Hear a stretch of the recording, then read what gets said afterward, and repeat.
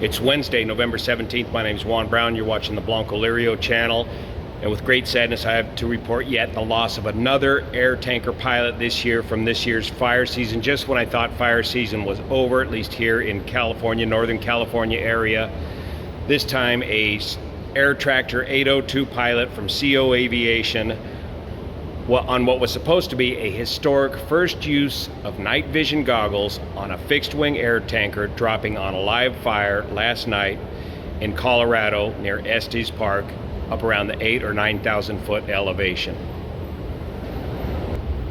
The aircraft involved is an Air Tractor 802 from CO Fire Aviation.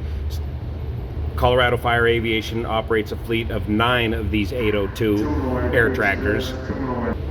The aircraft involved in last night's incident was November 802 November Zulu. The pilot's name has not been released. If we look at the preliminary ADS-B data from FlightAware, we can see the aircraft took off from the airport and did several orbits over the fire.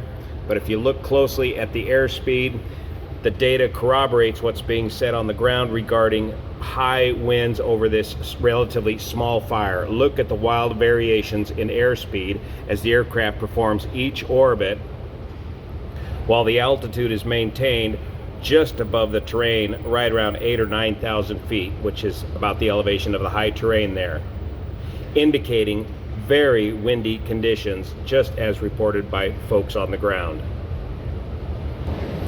Now, the moon was fairly bright last night, and I suspect that's why the operators wanted to try to use this fire for their first attempt at night vision goggle flying. But again, we got another case here in forest fire flying where they should not have been flying at all in this situation. Not necessarily because it was not night vision goggles, but when you go look at the winds that the pilot was dealing with at the time of this accident, I think we're going to find that those winds were very strong, much too windy of conditions for him to be dropping in the first place. And are we ready for night vision goggles in the fixed wing air tanker industry? I think you folks back at NIFC and Boise better look at this closely and see, is this really the direction we want to go? Single engine air tanker flying is hazardous enough. How many have I reported on in the last 2 years here? This has got to be at least the 4th fatal single engine air tanker accident I've had to report on. And those were all day VFR accidents, formation accidents. The job is hazardous enough. Just adding night vision goggles to the mix is just, the reward is not worth the risk.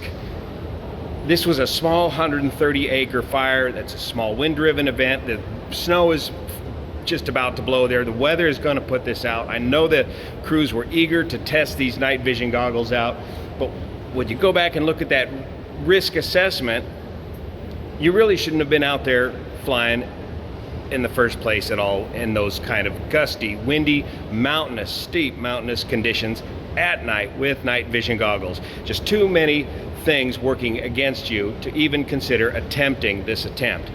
The other thing with the Forest Service is for night flying operations, as I understand it, isn't there only one air attack that's qualified for supervising aerial operations at night? Isn't that Air Attack 5-1? Here in Colorado, do you guys use Air Attack 5-1? Was it on the scene with this fire?